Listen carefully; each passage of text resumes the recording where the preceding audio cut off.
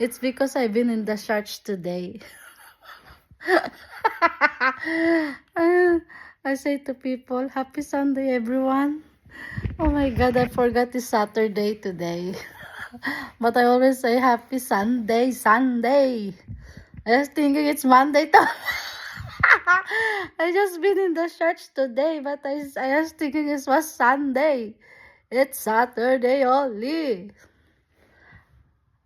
Have a good time. Mm.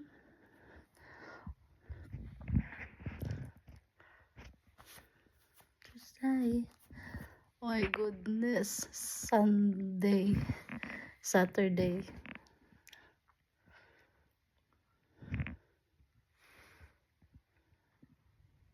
Happy weekend, everyone.